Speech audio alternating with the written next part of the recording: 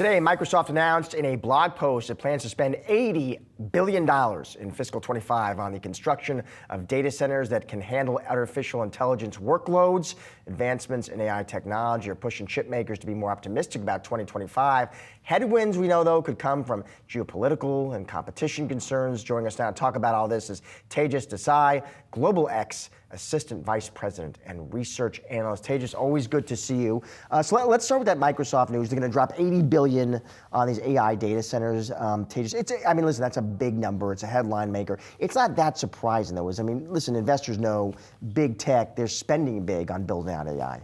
Absolutely. Over the past couple of years, I think big tech has had significant evidence of success when it comes to artificial intelligence.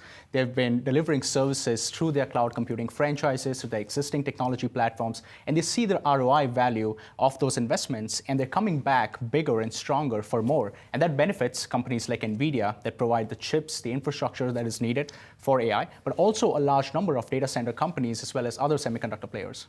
And sort of the flip side of that argument has been, or the bear case at times, right, has been, well, there's only 4 hyperscalers that are spending all of this money on these chips. What if they realize one quarter that it's not helping as much as they thought it was, right, and they stop spending a little bit? Is there any chance that that's something that happens in 2025, that some of these companies say, all right, we've spent a lot, let's maybe scale back and see how much productivity we're actually getting out of this? Well, semiconductor investments tend to be cyclical, and there is always the risk of those investments being pulled back at a certain point. But we don't think 2025 is really the year for that to happen.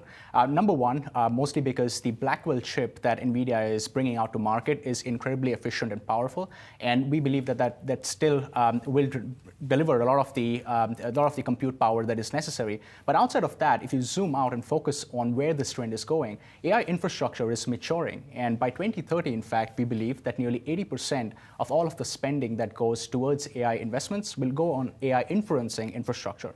And that market is still yet to develop. So with AI use cases developing across the board, we see that demand for most of these compute-related hardware should remain pretty strong.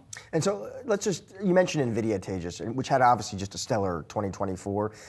Looking ahead at 2025, I'm curious what you see. We've had some tech analysts come on who say, listen, they look at Jensen Huang, the team, the technology, the install base, the